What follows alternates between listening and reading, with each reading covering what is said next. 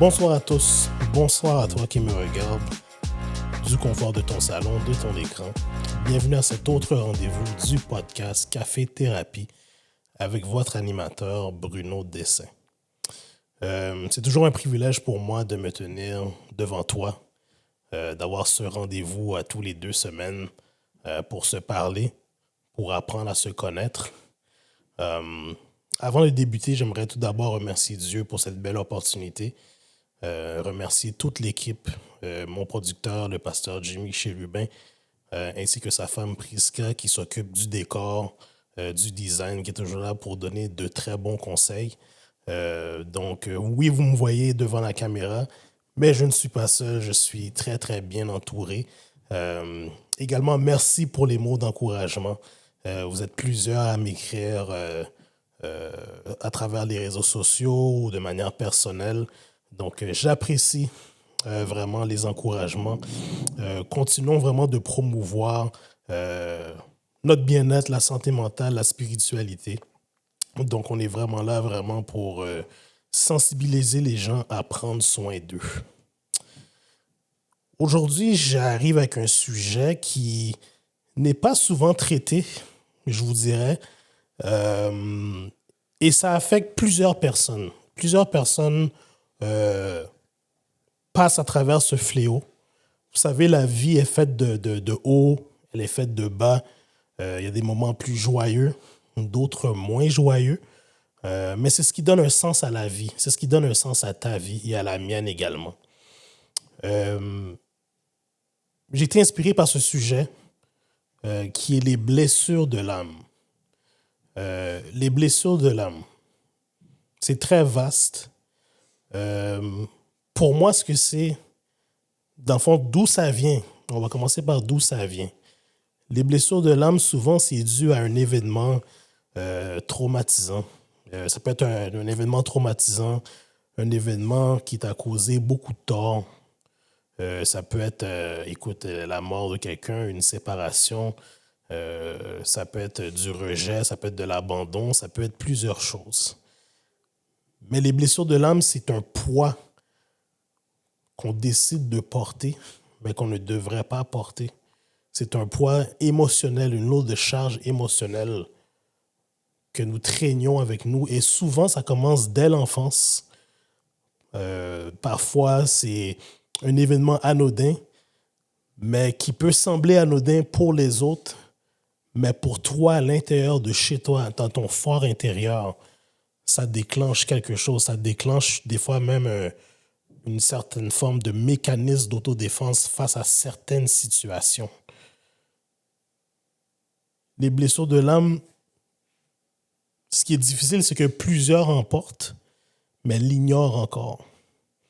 Parfois, on a une certaine manière d'agir, on a des comportements aussi qui, comment je pourrais dire ça, qui parfois peuvent nous nuire. On a certains comportements aussi qu'on adopte face à certaines situations, face à certaines problématiques qui ne sont pas toujours normaux. Et c'est important de les adresser parce que si on est pour prendre soin de nous-mêmes, avant d'apprendre à se connaître, c'est sûr qu'il faut apprendre à savoir quelles sont nos limitations. Qu'est-ce qui va, qu'est-ce qui ne va pas dans ma vie. Et parfois, ce qui est difficile avec les blessures de l'âme, c'est que ça nous force à effectuer un voyage dans le temps. Faire un voyage dans l'enfance, faire un voyage il y a 10, 15, 20 ans. Les blessures de l'âme, parfois aussi, c'est cacher certains secrets sur tes expériences qu'on a vécues. Tu es peut-être quelqu'un qui a vécu un viol à un jeune âge. Tu as un membre de ta famille qui t'a fait du mal. Ça peut être un collègue de travail. Ça peut être un ami ou quelqu'un de confiance. Et que tu n'en as jamais parlé à personne par peur d'être jugé, par peur de représailles. Mon message pour toi, c'est que tu as le droit d'exister. Tu as le droit d'exister, tu as le droit de te sentir bien dans ta peau. Et tu ne devrais pas porter ce poids, cette lourdeur qui traîne sur toi, ce nuage noir qui t'empêche de vivre la vie, mais qui te force plutôt à la subir. Et les blessures de l'âme, malheureusement, lorsqu'elles ne sont pas traitées, ça peut faire des dégâts. Non seulement ça fait des dégâts au niveau de notre vie spirituelle, ça nous empêche d'avancer, mais sur le plan professionnel, sur le plan relationnel aussi. C'est important, lorsque ça ne va pas, d'être entouré de gens qui nous comprennent, qui veulent nous voir réussir. Vous savez, Dieu a mis sur notre chemin des gens, des spécialistes, des psychologues, des travailleurs sociaux qui peuvent nous aider en cas de détresse. Mais c'est important d'en parler. Les blessures de l'âme, souvent, se manifestent dues à certains de ces éléments que je vais mentionner. Des choses qui nous sont arrivées, mais également certaines choses qu'on peut faire subir à d'autres, malheureusement. Il y en a quelques-unes que j'ai retenues. La première, c'est le rejet. Le rejet, ça peut être... je vais parler à toi qui es jeune, un jeune homme, une jeune fille, que tu sois au primaire, que tu sois au secondaire, le rejet. Tu te demandes pourquoi tu n'as pas d'amis, pourquoi lorsqu'il y a des activités, c'est pas toi qu'on choisit, c'est pas toi qu'on invite. Le rejet peut créer une certaine solitude également. Ça peut également amener un manque d'estime de soi. Et ce manque d'estime de soi-là peut se transporter à l'adolescence jusqu'à l'âge adulte. Et ce sentiment-là de rejet, malheureusement, ce que ça fait, c'est que ça va faire en sorte que tu te renfermes sur toi-même parce que tu penses que tu n'as pas de valeur. Mais laisse-moi dire que tu as de la valeur. Oui, il y en a qui vont te rejeter, mais il y a un Dieu qui existe, qui t'aime, qui t'attend les bras ouverts. Parfois, le rejet, il faut que tu saches que c'est une forme de protection également. Car il y a certaines personnes qui sont dans ta vie, qui sont là pour rester, et d'autres qui sont simplement là pour une saison. Il y a des gens qui viennent dans ta vie qui sont des bénédictions, mais d'autres personnes qui viennent dans ta vie que c'est simplement une leçon. Une leçon que tu dois toujours te prioriser. Apprendre à dire oui, apprendre à dire non. Mais pour certaines personnes, le rejet, malheureusement, voit ça comme un échec, voit ça comme si que leur état de vie, ce serait normal pour eux. Puis malheureusement, le rejet, non seulement qu'ils le subissent, mais ils vont le faire subir à d'autres personnes aussi. Tu vas rejeter quelqu'un qui t'aime, qui veut te voir réussir, quelqu'un qui aimerait bâtir une relation solide avec toi. Tu vas rejeter cet amour-là parce que tu n'as pas appris à t'aimer. Tu vas rejeter cet amour-là parce que tu ne connais pas c'est quoi la définition de l'amour de soi, aimer les gens. Ça commence par toi-même. Ça commence par toi. Ça commence par moi. Un autre point également, c'est l'abandon. L'abandon, je vous dirais, c'est quelque chose qui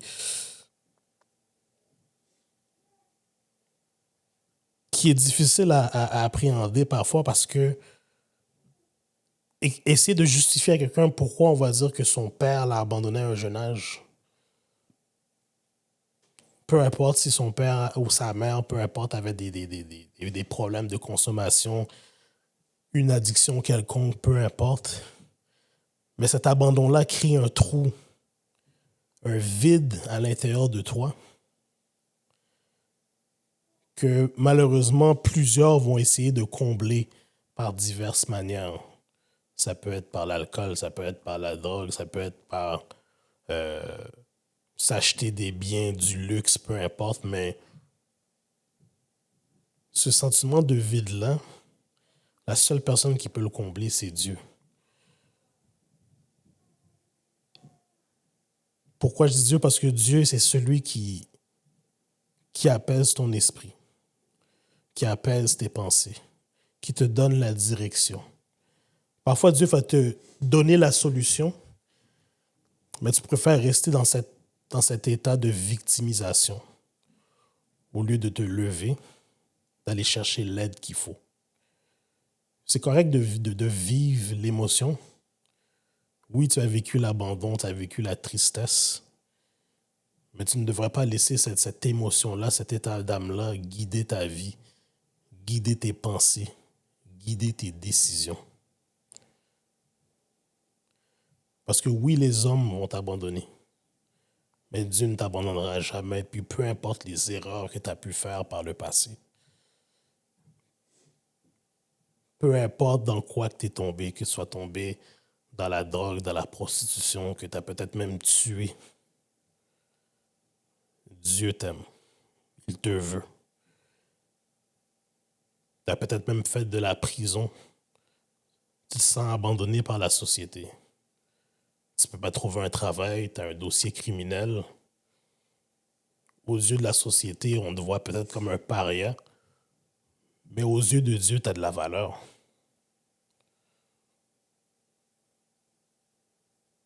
Il t'a racheté à un grand prix. Même que tu le saches ou que tu l'ignores, il est là. Il t'attend. Cette blessure de l'âme qui est l'abandon parfois peut t'emmener à faire des choses que tu n'aurais peut-être pas faites normalement. Pourquoi? Comme je l'ai dit plus tôt, tu veux porter ce masque pour masquer ta tristesse, masquer ta douleur, masquer les démons, dans le fond, qui t'empêchent de dormir, qui t'empêchent de fonctionner. Mais l'abandon ne devrait pas te faire abandonner tes rêves. Tu ne devrais même pas t'abandonner toi-même non plus. Plusieurs, malheureusement, vont vivre l'abandon. Ils vont tout simplement se laisser aller, se laisser mourir à petit feu. Oui, il y a certaines personnes qui vont t'abandonner. Mais sache qu'il y a des gens qui veulent ton bien, qui sont dans ta vie pour y rester. C'est difficile pour une saison, mais sache qu'une saison, c'est temporaire. Ce n'est pas la destination fidèle. Dans la vie, tu sais, il y a des saisons de beau temps, des saisons d'abondance, des saisons de sécheresse. Mais c'est dans la saison de sécheresse que Dieu se manifeste. Pourquoi il permet ces saisons de sécheresse? C'est justement pour que tu dépendes de lui. Il aime t'entendre. Il aime t'entendre te lamenter. Il aime t'entendre savoir comment tu te sens. Quelles sont tes émotions? Comment a été ta journée? Qu'est-ce qui t'inquiète? Mais pendant que tu dis ce qui t'inquiète, la provision est là. Il a déjà préparé la provision.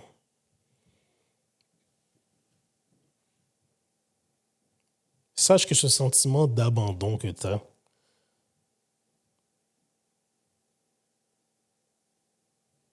seul Dieu peut le combler, mais en même temps, il faut que tu veuilles guérir. Il faut que tu veuilles passer au travers. Parce que rester dans ce sentiment de victimisation par rapport à l'abandon, malheureusement aussi peut te faire passer à côté de beaucoup de belles opportunités. Oui, parfois les conditions dans lesquelles tu as été élevé, dans lesquelles tu es né, ont été défavorables aux yeux des hommes. Mais la logique de l'homme et la logique de Dieu, c'est deux choses qui sont complètement séparées, complètement différentes. Donc oui, tu as vécu l'abandon, mais n'abandonne pas.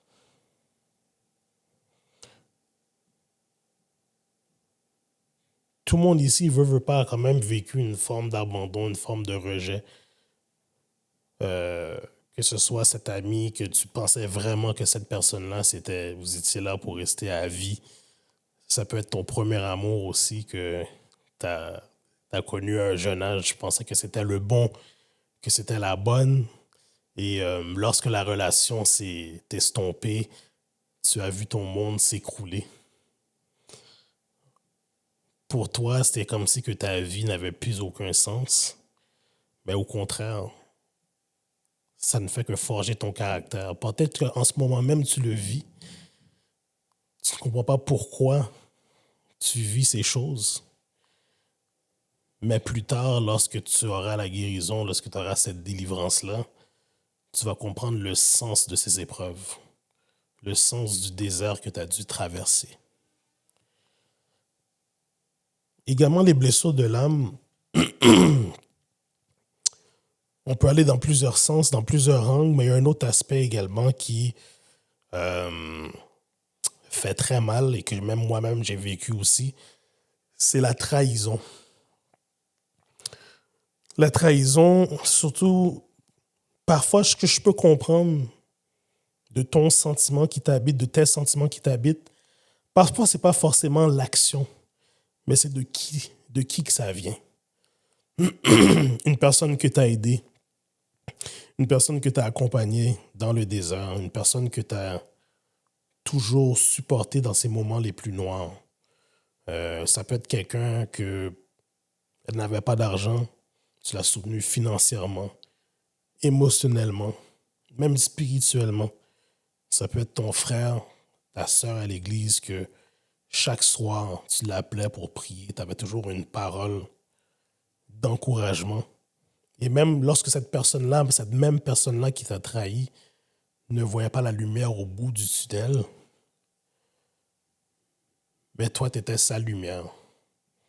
Tu étais cette personne que Dieu a envoyée sur son chantier pour l'éclairer, pour l'emmener du bonheur. Donc parfois, la trahison, ce qui fait mal, c'est cette personne-là que tu n'aurais jamais pensé, dans ton ignorance, malheureusement, et j'ai déjà été coupable de ça. Cette personne-là que tu pensais qui te serait redevable, qui te retournerait l'ascenseur, t'a blessé, t'a fait mal, a peut-être profité de toi, a peut-être dit des choses sur ton sujet, a peut-être même tenté de nuire à ta réputation. Peu importe ce que c'est. Ne laisse pas cette douleur t'emmener rancune. Ne laisse pas cette douleur-là non plus te changer de la mauvaise façon, de croire que tous les êtres humains sont comme cette personne-là. Ne laisse pas cette trahison-là endurcir ton cœur. Parce que ça fait mal se faire trahir. Parfois, on subit cette trahison parce que on est un peu naïf, on est bon, on veut être bon, on pense que tout le monde sont bons, mais parfois c'est par notre manque de discernement. Ce copain, cette copine, ce mari, cette femme, peut-être qui t'a trompé ou qui t'a fait du mal. Parfois, les signes étaient là, mais tu as tout simplement décidé de les ignorer. Par amour, tout simplement, tu ne voulais pas voir la réalité en face, je devrais dire. C'est correct d'avoir mal. Parce que je veux te dire une chose, la seule chose qui guérit les blessures, c'est le temps. Tu ne peux pas accélérer le processus de guérison, passer au travers. Tu dois vivre cette émotion-là. Tu dois vivre l'aspect qui est frustrant, de questionnement. Parfois aussi le self-doubt. C'est normal de douter. Mais le danger, c'est de rester dans ce trou-là. C'est de rester dans cette même ligne de pensée. Pourquoi moi? Est-ce que je vaux la peine? Est-ce que j'ai de la valeur? Est-ce que c'est moi le problème? Et malheureusement, lorsqu'on reste dans cette ligne de pensée-là, on a tendance à vouloir faire payer les autres. Parce que dis-toi souvent que cette même personne-là qui t'a fait du mal, Cette même personne-là qui t'a fait subir cette trahison, cette même personne-là qui t'a fait ce coup bas, mais cette même personne-là aussi a vécu des traumas qui ont été non résolus. Donc les blessures de l'âme, lorsqu'elles ne sont pas résolues, lorsque ces traumas-là ne sont pas résolus, c'est très possible qu'on va reproduire la même chose envers d'autres. Les dommages qui peuvent être faits, parfois peuvent être irréparables. Et il n'y a rien de plus dangereux qu'un homme qui n'est pas guéri, qu'un homme qui est rempli de colère, d'amertume, qui garde tous ses squelettes dans le placard, qui garde cette amertume, qui garde toute cette tristesse refoulée, parce qu'à un moment donné, ça doit ressortir. À un moment donné, ça va juste exploser. Quand il y a un trop plein de refoulement, ça va exploser. Et lorsque ça explose, ça va dans tous les sens. Et lorsque je dis ça va dans tous les sens, ça affecte tes finances, ça affecte tes relations, ça t'affecte au plan professionnel. Tu vas manquer des opportunités. Ça peut même bloquer ta destinée. Parce que comment Dieu peut te faire confiance avec une certaine bénédiction lorsque ce nettoyage-là n'a pas été fait à l'intérieur de toi? Oui, cette trahison fait mal. Parfois, elle est nécessaire parce qu'il y a une leçon à tirer aussi. Que tu dois être capable parfois de discerner ton environnement, discerner ta saison, discerner les gens que tu peux garder dans ta vie, garder dans ton entourage, des gens aussi qui vont t'aider à te propulser dans ta destinée aussi. Comme je l'ai dit dans le point plus tôt, parfois il y a des gens qui sont là pour rester, d'autres qui sont là pour une saison, d'autres qui viennent en forme de bénédiction et d'autres qui sont des leçons.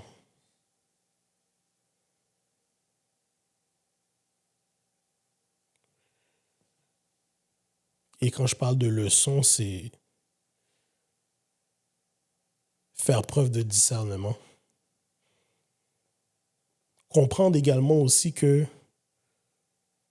tout comme cette personne-là, toi et moi aussi, on a fait des erreurs. Toi et moi aussi, peut-être qu'on a fait du mal à quelqu'un qui souffre encore aujourd'hui. Donc, cette même grâce que Dieu t'a donnée, c'est la même grâce également que cette personne-là mérite aussi. Parce que lorsque tu ne comprends pas ce concept-là, ton cœur s'alourdit. Tu vas juste voir cette personne-là pour cet événement-là, ce mal-là qui t'a été fait par rapport à la trahison.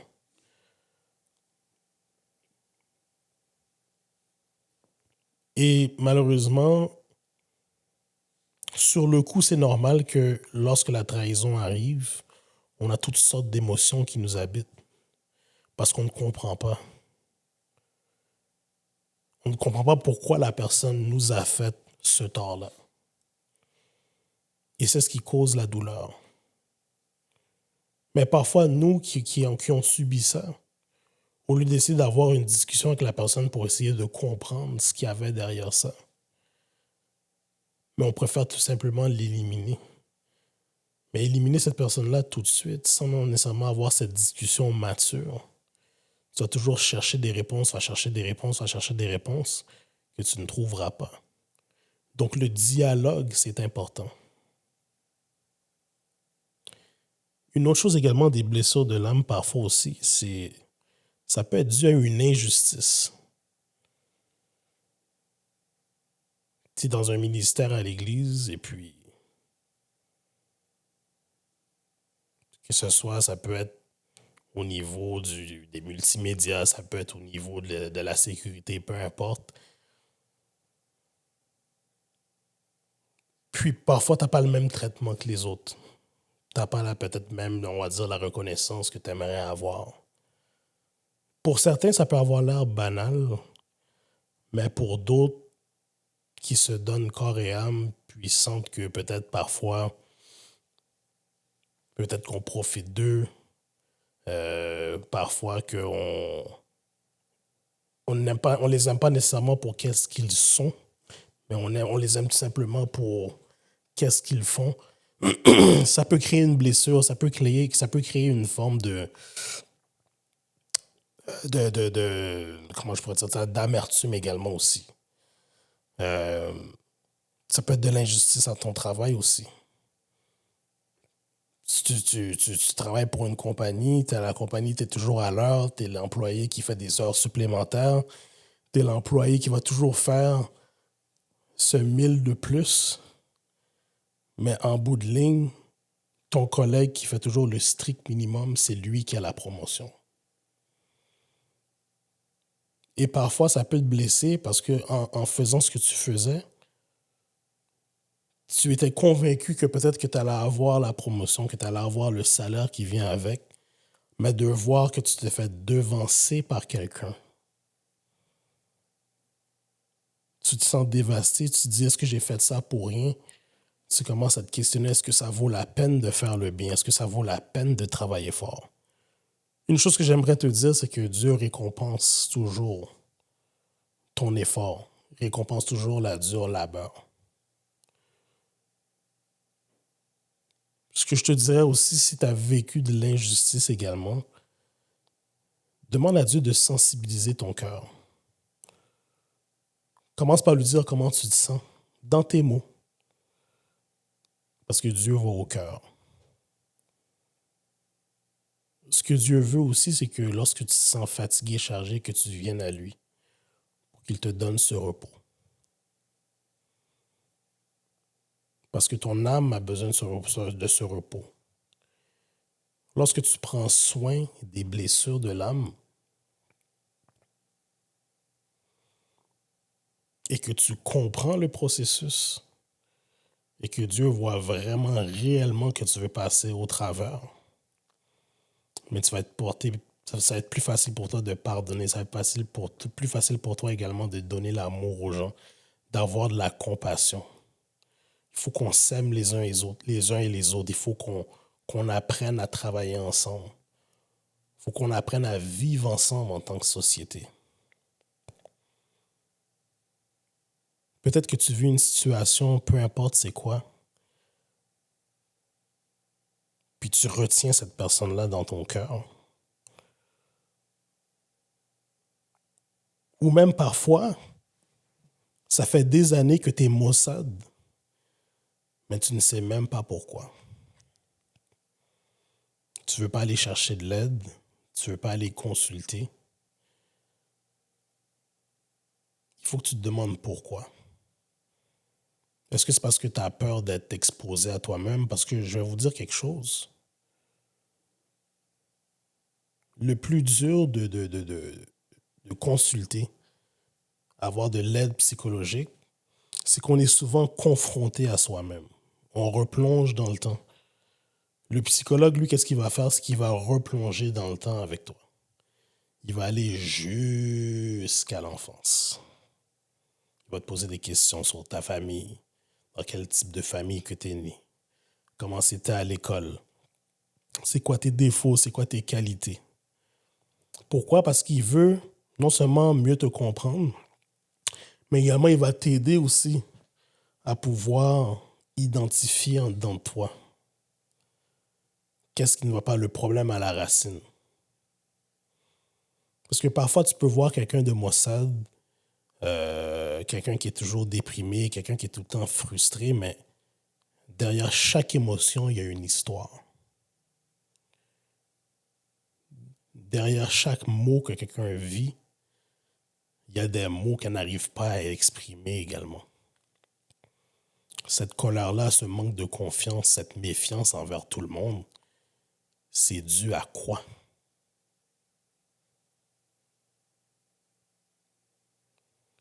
Et je sais que tu m'entends parler des blessures de l'âme et tu me dis, mais comment je vais faire pour traverser ça? Comment je vais faire pour guérir de ça? Est-ce que c'est possible? Absolument. C'est possible. Parce que Dieu l'a fait pour moi. Puis je peux te dire, comment consulter m'a aidé. Ça m'a aidé à faire ces 3 choses. Premièrement, ça m'a aidé à identifier c'était quoi la nature de certaines blessures que j'avais.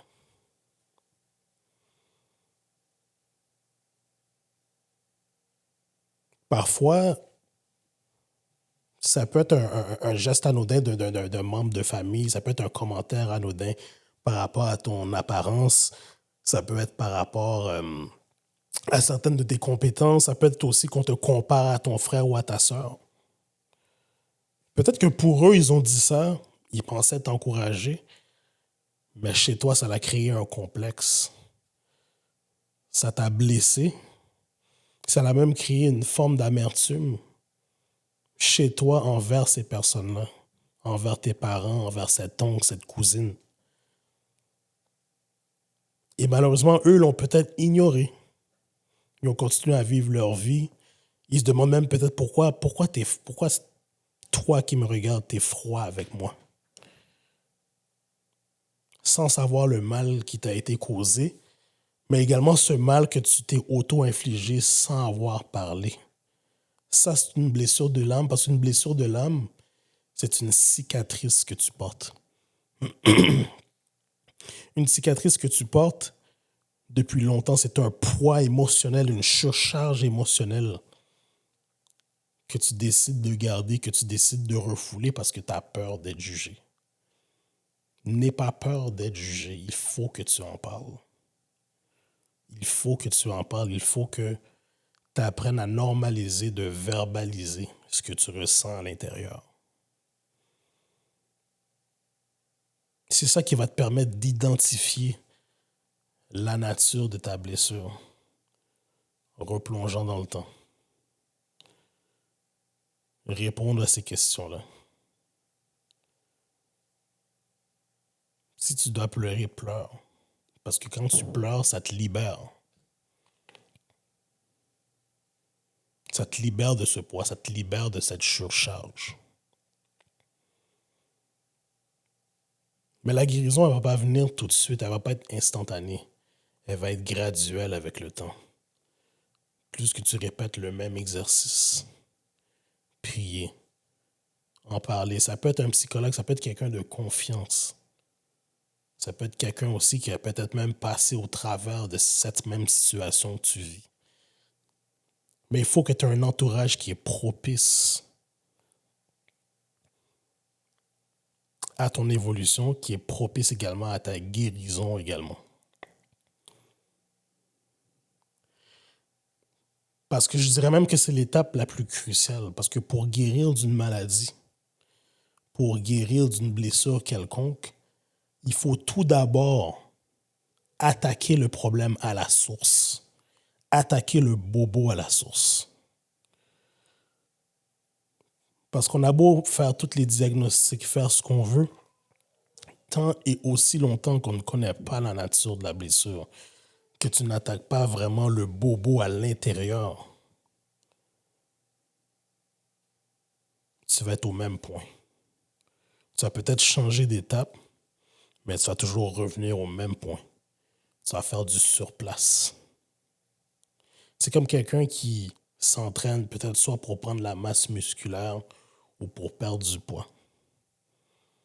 Mais pour avoir les résultats escomptés, la base de tout, le problème à la source, c'est la nutrition.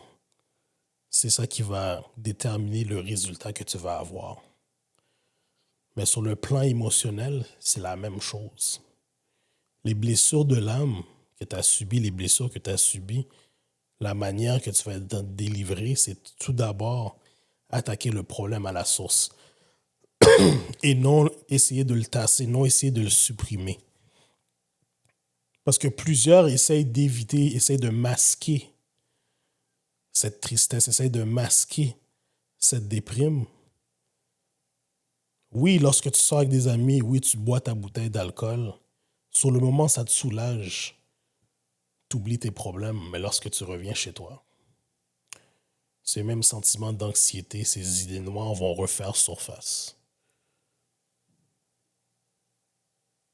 Donc, vraiment, ma prière pour toi, c'est que tu aies cette force, ce courage d'attaquer le problème à la source. Fais-toi violence. Tiens-toi debout. Oui, ça va t'arriver de tomber, mais reste pas au sol. Lève-toi. Attaque le problème à la source. Après avoir attaqué ce problème à la source aussi, il faut une prise de conscience. Prise de conscience que le masque que tu portes, le masque que tu as porté pendant des années, des décennies, doit tomber.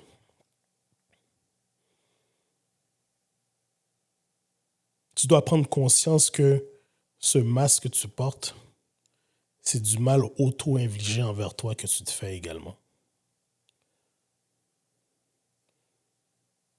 Tu dois te mettre debout et dire que c'est assez.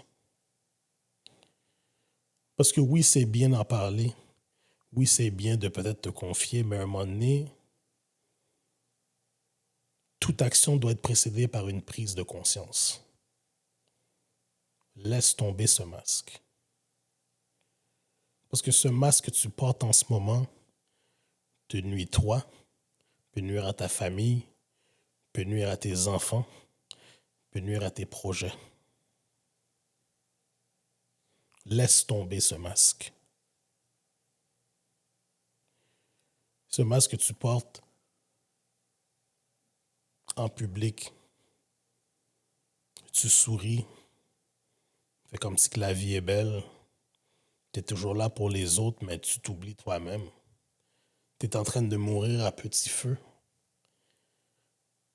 parce que tu refuses d'attaquer cette blessure, d'attaquer ce bobo qui te fait souffrir depuis si longtemps. Tu as le droit d'exister. Prends soin de toi. Tu es une personne, tu es une entité. Tu as toujours été là pour les autres. Mais c'est quand la dernière fois tu t'es levé debout pour toi-même. C'est ça, cette prise de conscience que je veux. Que je veux que tu fasses, que tu ailles chercher. Que tu réalises ton état. Et je l'ai fait moi-même. J'ai réalisé que j'avais besoin d'aide, que j'étais sur ce mode autopilote, entre guillemets, pendant longtemps. Mais qu'à un moment donné, j'ai frappé un mur qui m'a fait dire, Bruno, est-ce que tu vas continuer d'être en mode autopilote ou tu veux enfin vivre cette vie que tu es destiné à vivre? Est-ce que tu veux continuer à porter ce masque ou tu veux te lever debout, travailler, attaquer le problème à la source et être dans le plan que Dieu a mis pour toi? Parce que ce masque que tu portes là aussi, tu vas vivre une vie de contentement. Pendant combien de temps tu veux faire perdurer ça? Pendant combien de temps tu vas continuer à porter ce masque, faire semblant que cette rupture que tu as eue il y a 3, 4, 5 ans n'est pas en train de détruire cette rupture que tu as eue il y a 3, 4, 5 ans et tout ce que tu fais, c'est aller de relation en relation et c'est le même cycle qui se répète. Et à chaque fois, c'est les mêmes excuses. Oh, il faisait pas ci. Oh, elle faisait pas ça. Oh, je la voulais comme ça. Oh, je le voulais comme ça. Un moment donné, il arrive un point où est-ce que tu dois dire, bon, il y a un problème. C'est quoi? Mais sans refaire ce voyage, puiser à l'intérieur de toi, qu'est-ce qui me retient? Qu'est-ce qui me garde captif? Cette guérison, cette paix que tu recherches, tu ne l'auras pas. Oui, ça prend du temps. Oui, parfois, le processus est lourd et ardu, mais ça en vaut la peine. Mieux vaut être inconfortable pendant une saison de ta vie que de vivre une vie de regret. Arriver à 50, 60, 70 ans, j'aurais dû. Si je savais, j'aurais dû. Non, c'est maintenant. C'est maintenant que tu dois mettre un stop et décider que tu vas prendre soin de toi. Ta santé émotionnelle, ta santé physique aussi, ta santé spirituelle. Approfondir, développer cette relation avec Dieu. Parce que cette relation avec Dieu que tu vas développer, lorsqu'on parle que tu vas obtenir des bénédictions, c'est pas juste matériel, c'est des bénédictions au niveau émotionnel. Tu vas avoir une restauration également. Il va t'aider à restaurer ce que tu pensais qui était mort dans ta vie. Et je l'ai vécu. Moi qui devant toi, je l'ai vécu. Je suis un produit de la grâce. Je suis un produit de sa restauration. Sa restauration t'amène clarté. Elle t'amène joie. Elle t'emmène paix. Elle t'emmène bonheur. Mais si je n'avais pas eu le courage d'aller chercher de l'aide, je serais au même point. Je ne serais pas en train de t'édifier, t'encourager, te transmettre ce savoir, te transmettre cette expérience, ces expériences que j'ai vécues.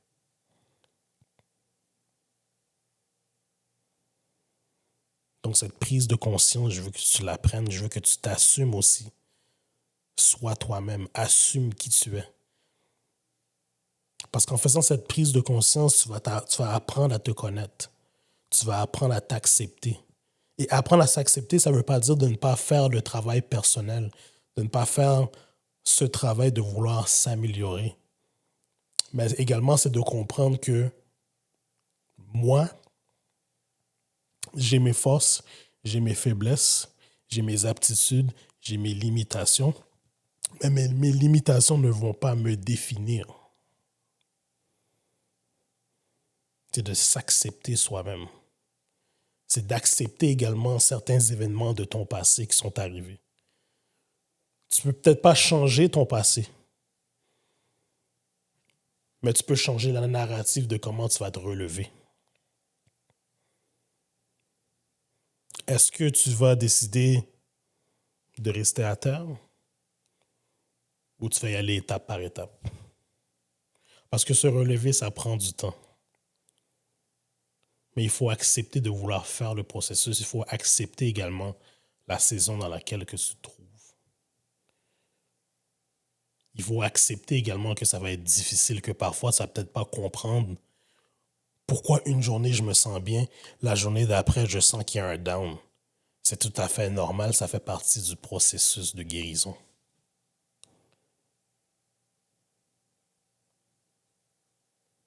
Également, l'acceptance va te faire voir les choses sous un autre angle également aussi. Ça va te permettre de voir aussi, oui, bien sûr, ce qu'il y avait derrière les gestes qui ont été posés par cette personne-là. Mais également, ça va te faire voir également envers toi pourquoi certaines choses sont arrivées. Est-ce qu'il y a peut-être certaines choses de mon caractère qui ont fait en sorte que peut-être j'ai été mise dans certaines situations, peut-être que je n'étais même pas destiné à vivre, mais parfois par mon manque de sagesse, des fois par mon manque de compréhension, mon manque de maturité, je me suis retrouvé dans cette situation-là.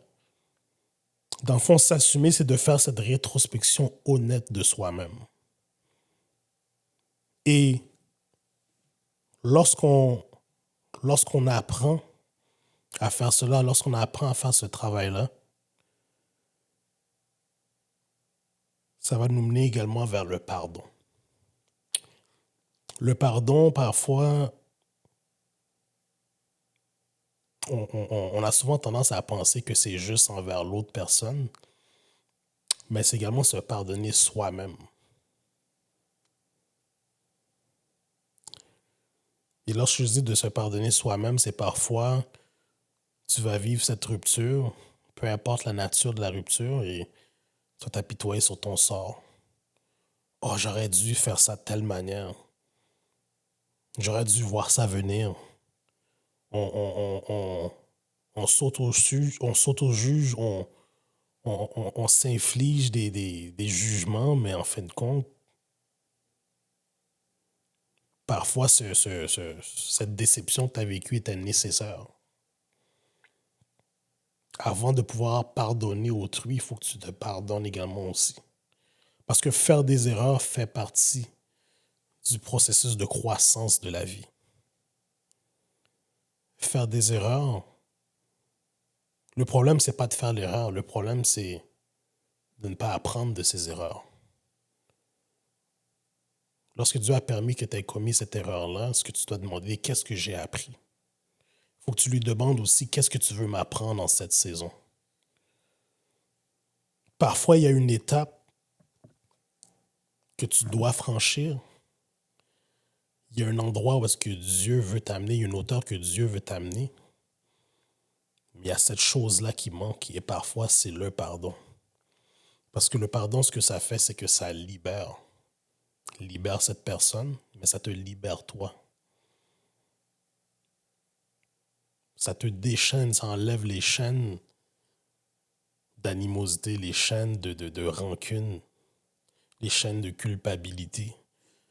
Ce sont toutes des choses qui peuvent te bloquer. Comment aimer quelqu'un d'autre si on ne s'aime pas soi-même? Parce que prendre soin des blessures de l'âme, c'est une forme d'amour envers nous-mêmes également. Maintenant, après avoir reçu toute cette information-là, comment y arriver? Pour moi, ça aurait été tout d'abord la prière, bien sûr. La prière, le jeûne. Parce que la prière, dans le fond, ça a tout simplement positionné la main de Dieu d'agir dans ma vie. Il a vu à travers mon cœur et je lui ai demandé sincèrement, avec sincérité, de m'aider de passer au travers certaines blessures, certaines trahisons, certains rejets, certains abandons. Et au travers de ce processus-là, il s'est révélé à moi. Petit à petit, il m'a fait comprendre des choses, même sur moi-même également, certaines carences de caractère que j'avais. J'avais toujours tendance à penser que tout le monde est bon, tout le monde veut mon bien, tout le monde, mais j'avais souvent tendance à penser que tout le monde qui entrait dans ma vie était là pour rester alors que c'était faux. Il y a des gens qui ont quitté ma vie que je pensais qu'ils étaient là pour rester, mais alors qu'ils étaient simplement là pour une saison. Il y a des gens que j'ai voulu retenir au lieu de les laisser partir. Et ça m'a causé du tort parce que ce qui arrive, c'est lorsque tu veux retenir quelqu'un puis que sa saison dans ta vie est terminée, mais tu vas faire du surplace. Tu vas toujours être dans la tourmente. Tu vas toujours être dans le doute. Tu vas jamais être en paix. Puis c'est important d'être sensible à cette voix de Dieu, de comprendre également comment il te parle également aussi. De savoir aussi comment il va apaiser ta douleur. Parce que lorsqu'il dit « Venez à moi, vous qui êtes fatigués et chargés, je vous donnerai le repos », ce repos dont on parle pas de sommeil. Ce repos dont on parle de la clarté dans les idées, dans les pensées. On parle également d'avoir un cœur léger. Parce que lorsque tu as le cœur lourd, lorsque tu as de l'amertume envers quelqu'un, lorsque ton cœur est endurci et devient un cimetière, non seulement ton cœur n'est pas positionné et disposé pour aimer, mais ton cœur n'est pas disposé pour recevoir cet amour. Parce que pour recevoir cet amour dans ton cœur, à l'intérieur de toi, il doit avoir ce nettoyage qui a été fait.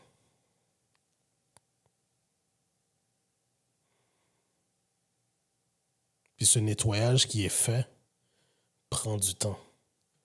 Ça se fait petit à petit. Donne-lui le temps de t'aider à recoller les morceaux. Et même toi, peut-être qui connaît pas Jésus ou qui est bébé dans la foi aussi, tu te demandes, mais comment il va me guérir? Comme, un, il sait tout. De deux, fais juste commencer par lui dire comment tu te sens dans tes mots. Ça n'a pas besoin d'être une prière avec un vocabulaire riche, d'être une longue prière, parce qu'il va voir au cœur. Il va voir réellement que tu recherches la guérison. Une guérison permanente et non temporaire.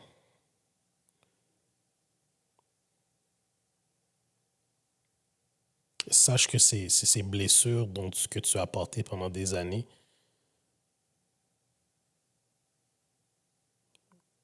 vont non seulement forger ton caractère, mais également, une fois que tu auras la guérison, tu seras capable d'accompagner d'autres personnes, comme j'aimerais t'accompagner également. J'ai à cœur de faire cette prière pour toi qui est dans la tourmente, toi qui es déprimé, toi qui peut-être même qui a des idées noires parce que tu n'arrives plus à composer avec cette lourdeur émotionnelle. Je crois sincèrement que ce moment qu'on passe va avoir un effet libérateur pour toi. Seigneur, on vient devant toi aujourd'hui pour tout d'abord te remercier pour ce moment d'intimité qu'on a. Plusieurs d'entre nous ont subi des blessures, ont vécu des blessures, ont vécu des torts, que ça peut être à l'enfance, à l'âge adulte. Toi seul connais nos cœurs, toi seul connais les circonstances. Je prie pour cette personne qui a peut-être pas ce niveau de proximité que d'autres ont avec toi. Mais si je veux que cette personne sache qu'elle a de la valeur à tes yeux, que tu vois au cœur et que tu les attends à bras ouverts. Donne à chacun d'entre nous vraiment qui porte le poids d'une blessure quelconque, que ce soit le rejet, la trahison, peu importe ce que c'est, qu'on ait le courage de se tenir debout, mais tout d'abord de mener ce combat à genoux, se confier à toi, Seigneur. Car tu as placé des gens dans nos vies qui peuvent nous aider à traverser les moments les plus difficiles. Je demande vraiment en cet instant de visiter cette personne dans son salon, qu'elle soit au travail, qu'elle soit dans sa chambre. Je demande vraiment de la visiter. Donne-la cet apaisement dont elle a besoin, dont elle cherche, ce repos que son âme a besoin. Cette personne qui vit dans la tourmente, cette personne qui même a vécu une rupture ou un divorce et qui tient tout simplement par un fil. Elle ne tient qu'à un fil parce que elle se demande si sa vie a un sens. Seigneur Dieu, je te demande de visiter cette personne-là qui peut-être du jour au lendemain a vu sa famille se disperser, elle a perdu sa maison, ses enfants, son mari. Et que maintenant elle est seule et elle se demande qu'est-ce qu'elle va faire. Qu'elle sent qu'elle a perdu ses repères. Visite cette personne, sois son repère. Éclaire la lumière de leur sentier. Sois la lumière pour cette personne. Parce qu'on sait que tu es le Dieu qui restaure ce qui est mort dans nos vies, ce qui est mort dans la vie de qui que ce soit. Tu es le Dieu qui répare, tu es le Dieu qui guérit, qui console. Et ce que tu as fait pour moi, je veux que tu le fasses pour toutes ces personnes qui ont le cœur brisé, hommes, femmes, petits et grands. Peu importe leur orientation sexuelle, peu importe leur couleur, peu importe leur âge, leur rang social. Nous avons tous droit à cette grâce. Je demande vraiment que cette personne qui pleure en ce moment, qui est peut-être à deux doigts de se suicider, trouve en toi un refuge, tombe sur cette vidéo, tombe sur cette prière et qu'elle soit rattrapée par ta main. qu'elle découvre qui tu es. Que cette personne qui est en détresse, qui ne sait plus où regarder, tombe sur cette vidéo, tombe sur cette prière et qui sentent que tu les envahisses de cette paix, de cette joie, qu'ils aient un sentiment de renouveau. Je te remercie d'avance pour ces personnes que tu vas libérer des chaînes de la dépression, des chaînes d'addiction, des chaînes de haine, des chaînes d'amertume et de rancune envers quelqu'un qui les a blessés, qui les a fait du mal. Donne-les de comprendre que nous sommes tous et toutes des pécheurs. Nous avons tous besoin de cette grâce, peu importe les erreurs qui ont été commises. Visite également, Seigneur Dieu, cette personne qui est dans la cellule de prison, qui a peut-être tué, qui a peut-être commis un délit quelconque, qui a peut-être fait de la fraude. Et cette personne qui se sent sale, qui se sent indigne d'être aimée. Cette personne qui a commis ces gestes a certaines blessures qu'elle a subies, des blessures de l'âme qu'elle n'a jamais pu traiter et que malheureusement, ça l'a fait des dégâts. Mais c'est toi seul qui peux nettoyer. Toi seul qui peux recoller les morceaux, un à un. Je te demande vraiment d'accueillir ces personnes-là, de les pardonner, de les permettre de comprendre que leur vie a un sens, parce qu'ils restent tes enfants. Je te prie pour ceux qui sont enchaînés également par des addictions, que ce soit une addiction à la pornographie, à la drogue, à l'alcool. On peut tous les nommer.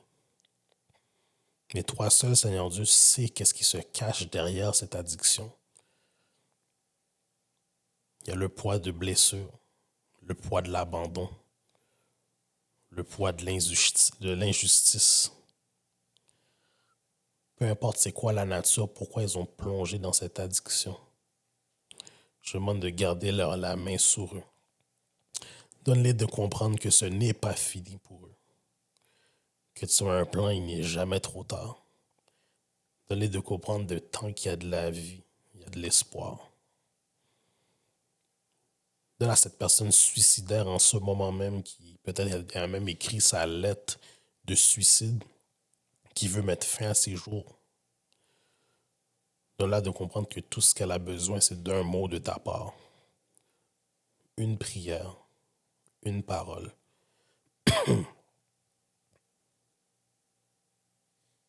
Tant qu'il y a de la vie, il y a de l'espoir. Tant qu'il y a de la respiration, il y a de l'espoir. Tant qu'on respire, il y a de l'espoir.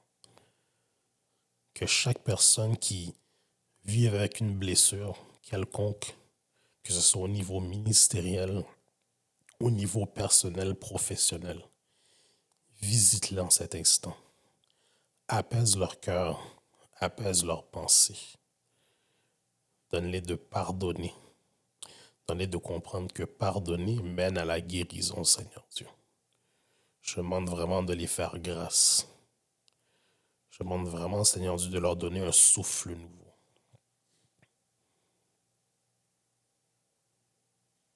Je te demande également, Seigneur Dieu, de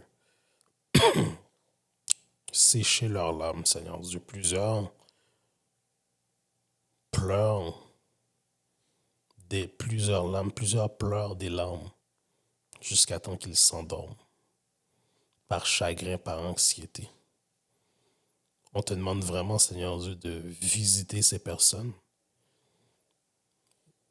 et dépose une semence de paix dans leurs esprits qui va apaiser leur douleur et donne-les de comprendre, Seigneur Dieu, que c'est en toi seul qu'on peut trouver ce vrai repos, Seigneur Papa. Merci pour ce moment intime, pour ce moment qu'on vient de passer. On te remet ce moment de prière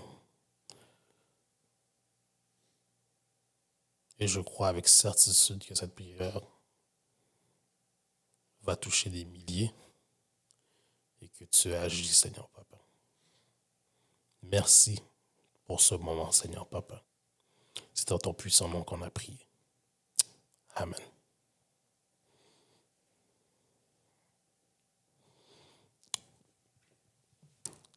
Alors, c'est important de comprendre également que ce qu'on fait, c'est bon pour moi, c'est bon pour vous et que vous avez de la valeur. Et c'est le temps vraiment qui répare les blessures. Et pour finir, ce que je veux dire, c'est n'abandonne pas. Tu n'es pas seul et prends ça un jour à la fois. Donc, je remercie tout d'abord les studios Chérubin pour cette réalisation. Je remercie également son épouse Priska qui nous supporte depuis le début, qui nous aide avec le décor. Et je vous remercie tous également de faire partie de cette belle aventure avec nous. Et merci également de tous ces mots d'encouragement. Continuez à partager. Continuez également à inviter vos proches également à visionner les différentes vidéos, les différents épisodes. Parce qu'à la fin de la journée, le bien-être, la santé mentale, c'est l'affaire de tous. Donc, merci une fois de plus d'avoir visionné le podcast Café Thérapie et passé une excellente soirée. J'espère que vous avez grandement apprécié cet épisode de Café Thérapie. Prenez le temps de vous abonner à notre page Instagram et à notre chaîne YouTube. Et c'est un rendez-vous dans 2 semaines pour la diffusion du prochain épisode. À plus!